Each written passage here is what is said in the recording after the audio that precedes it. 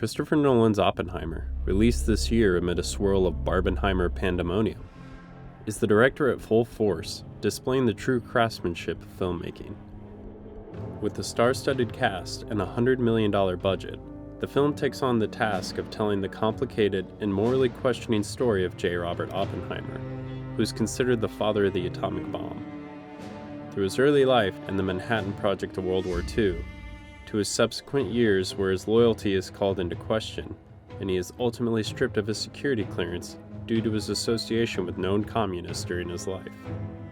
The movie is a triumph and certainly a contender for numerous Oscars, with a compelling script, standout performances from numerous accomplished actors, and what nearly all the hype of the movie has been about, the breathtaking IMAX visuals.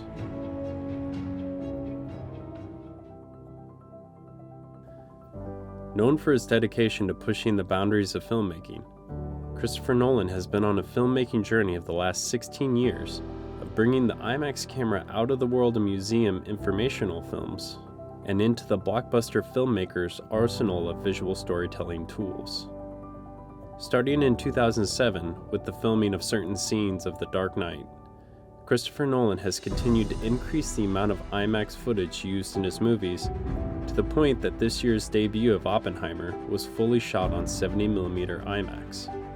It is clear that Christopher Nolan is dedicated to stretching the capabilities of the visual medium and challenging what most other filmmakers believe is possible with current technology.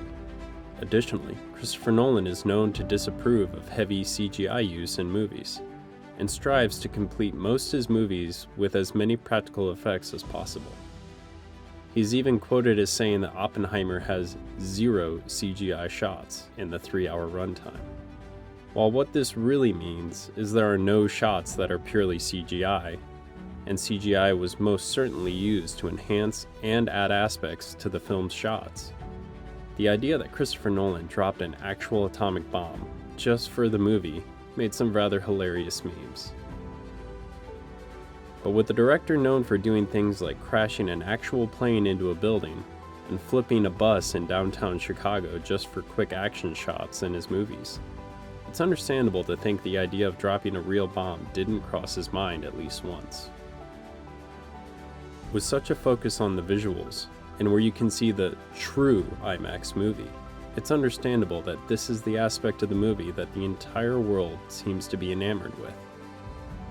But what truly caught me by surprise, and what I haven't been able to stop thinking about since seeing the movie, was the immersive and understated audio.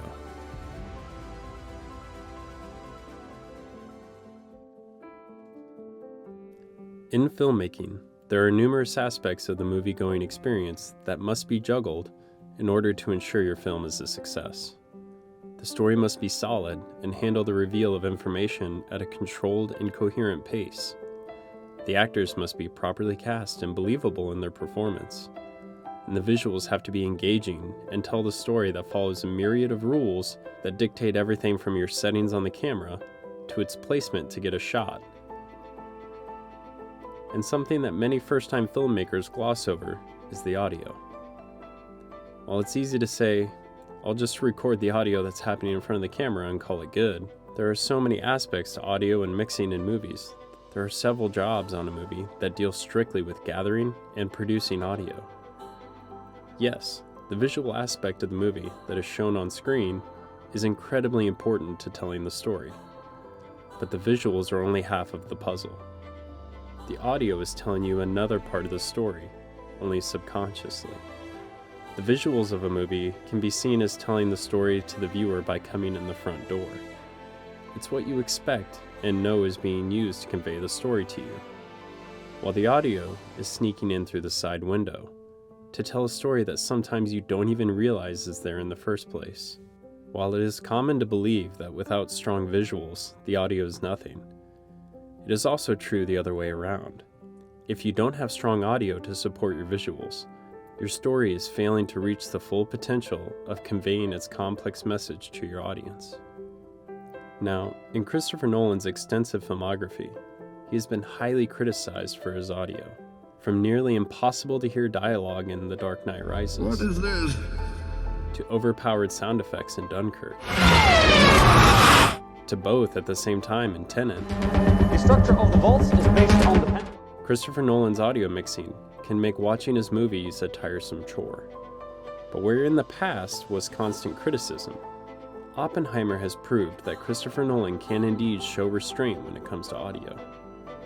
With the story centering around explosions, there are surprisingly only a few moments where the audio is overpowering, and it is clear as to why those moments are chosen.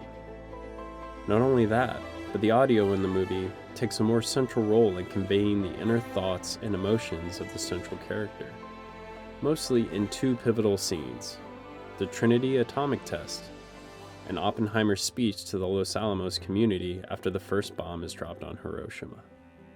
Of course, these next sections come with spoilers, so go ahead with caution.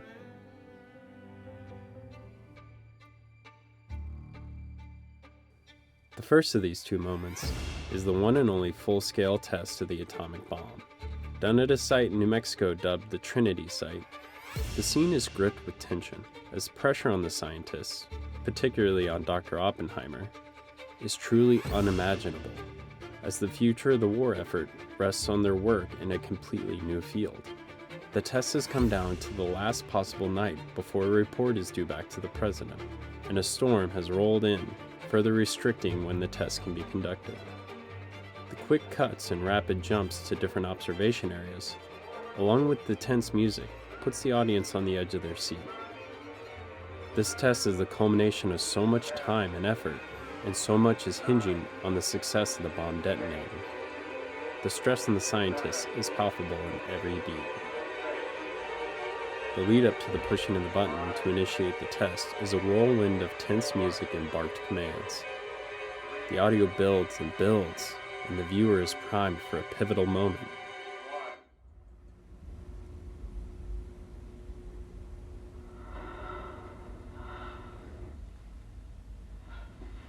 Rather than an explosion, we are treated to near quiet reaction from the scientists.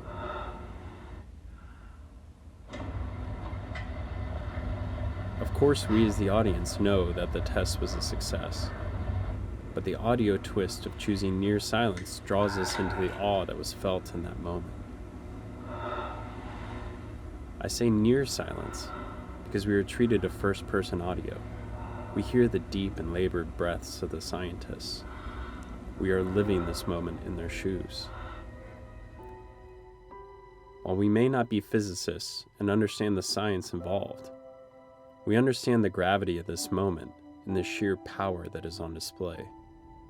The choice to make this moment so quiet, to make it last so long, and through so many characters' perspectives, what on paper is a mere plot point in the story, is given the reverence and gravity that this test meant in history. Juxtaposed by the immediate shockwave and intensity of the explosion hitting the different observation points, the viewer feels so much emotion in such a short time that you too feel like you've just been hit with the force of the bomb. The audio choices give this scene an intensity and reverence that was held for just this moment. A brilliant decision in storytelling and a truly unexpected masterclass in audio mixing.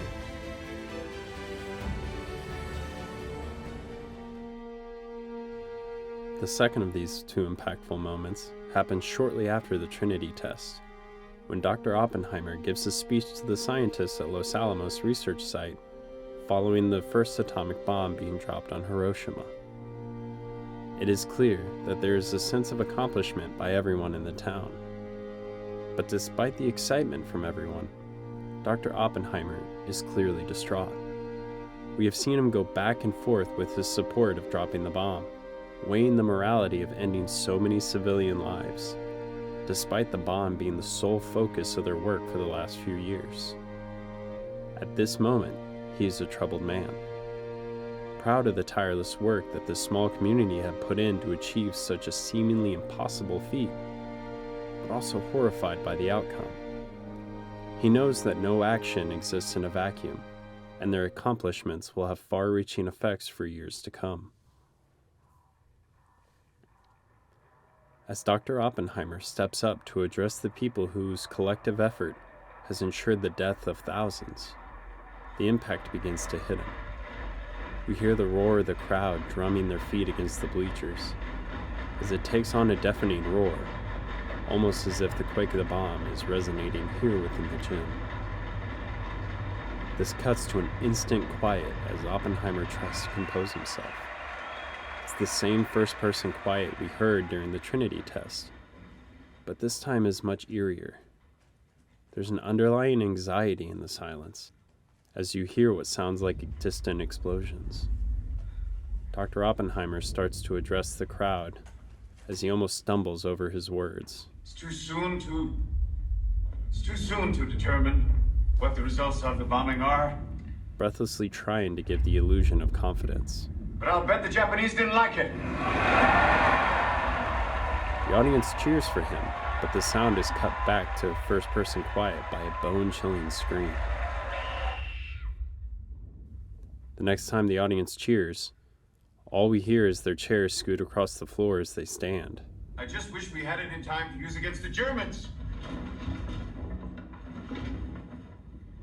Which gives a chilling effect as Dr. Oppenheimer starts to hallucinate a woman in the audience being burned from an atomic blast.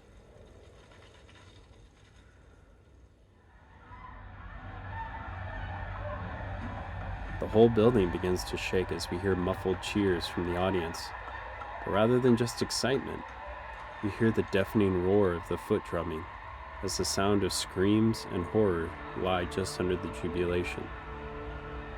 This audio tells us how Oppenheimer feels in that moment. The knowledge that he has not only forever changed the world, but has caused an unimaginable amount of pain. This kind of audio storytelling gives us a glimpse into what Oppenheimer is feeling, and his personal struggle to justify his part in creating the next step in scientific study, only for it to be used to create a weapon of war.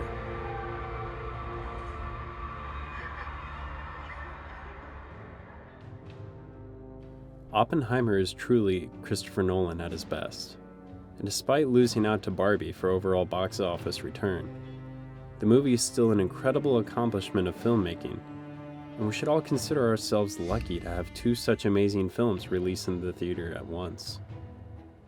What I truly love most about Oppenheimer is Christopher Nolan has taken one of the biggest critiques of his work, the difficult-to-hear audio, and made it into one of the biggest strengths of this release. And that's not even to mention the truly awe-inspiring score that graces the entire movie. It truly goes to show how all of us, even masters of the craft, can learn from our work and still go on to improve. This is what sets the true expert apart, the dedication to continue to pursue excellence and improve themselves. Thank you for watching our video. Please like and subscribe so we can grow our channel. This has been Cursory Analysis. Thank you.